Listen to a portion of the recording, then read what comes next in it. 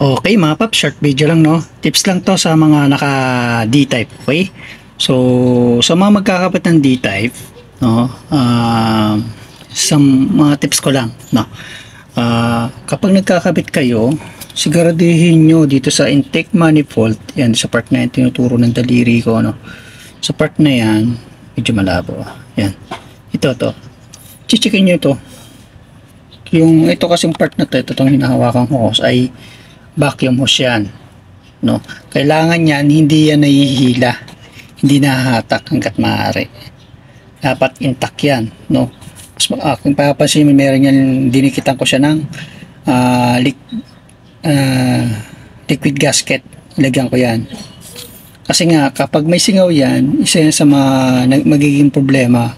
Bakit hirap mag-start ng motor natin, hard starting, isa yan.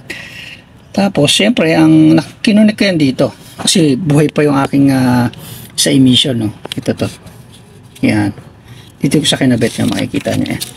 Kasi siya kahit medyo madumi yung aking makina, hindi pa ako nakapaglinis. Yan, dito ko sa kinabit mga paps, yan, dito ko sa kinabit, yan, okay. Kasi na sa video kung medyo lumalabo, no. Yan, tapos ito, checkin nyo rin to. Kung ganito intake manifold nyo goma, rubber siya. Kung rubber siya, minsan na ano yan, nabubusalsal to. Checkin nyo rin, kailangan yung paligid nito ng intake manifold na rubber na yan to carve. Dapat yan, walang singaw yung paligid na yan. Hanggang doon sa baba, pinakababa niya, dapat walang singaw yan, no. Kasi kung may singaw yan, di magkakaproblema pa rin kayo dyan, okay. Yan yung mga problema na hindi na check yan yung mga dapat check na hindi na check kapag nagkakapit ng D-type, ano. Mas maganda i-link test mo siya, kuha ka ng sabon, pabulain nyo, tapos palagay nyo dito. Kapag medyo may bubbles yan, ayusin nyo. Pag hindi pa rin, palitan nyo na ng intake manifold na ganito. Pero mas maganda, may nabibiling ganito yung aluminum. Ayun ang balak kong ipalit dito kasi dati na damage din ako nito so nabibiyak din to katagalan kasi nga rubber yan, okay. Ano pa ba, tapos to naglagay din ako ng kasi ako din narekta ko na, no. Wala na yung inalis ko na tong ganito, ito yung fuel cock, tinanggal ko na to, tapos direct to hose na yan, pero naglagay pa rin ako ng fuel cock na on and off para in case na naglilinis ako ng carburetor, hindi ko nabubusalsalin yung hose, no. Hindi ko na tatakpan, i-off ko lang yan. Pag in-off pa na, hindi na, basta yun ang purpose ko lang dyan, on and off lang talaga siya, okay. Isa pang tips, no, sa turns mga paps, no, itong sasabihin kong turns ay para lang may reference kayo. Hindi ibig sabihin ay kapag ginawa nyo ay magiging tono na yung carburetor nyo. Mas iba pa rin talaga yung actual na tinotono, okay.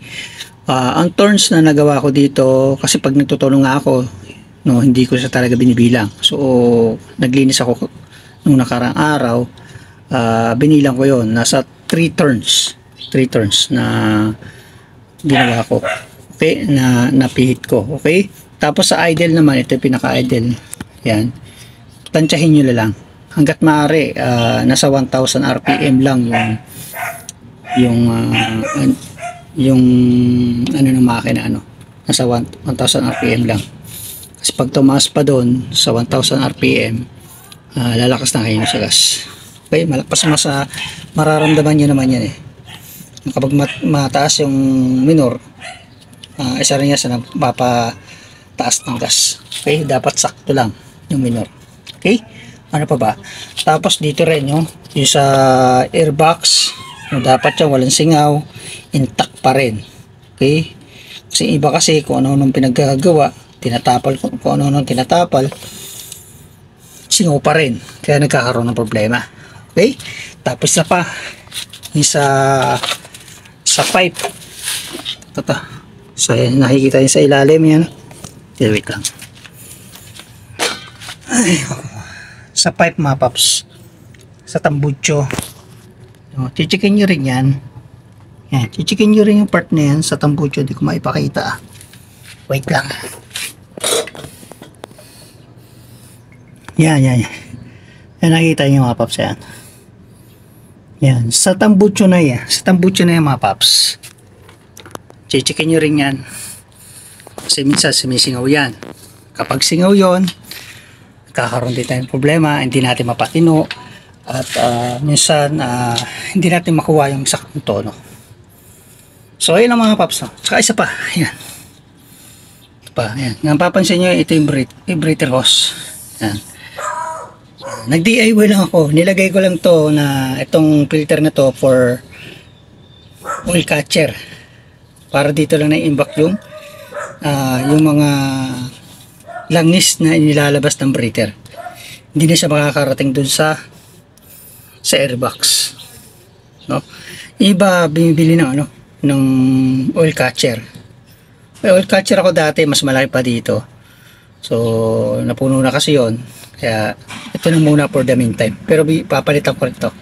Okay? Ang purpose ko dito, oil catcher. Para kapapaan hindi masyado malagyan ng langis yung hindi na siya pumunta doon ng yung langis papuntang hindi na makapunta ng makapunta yung langis doon sa airbox. Sorry yun, okay. So ano pang tips? Yun lang mga paps sa ngayon. Sana nakatulong ang video to. Maraming salamat. Peace out. Bye bye.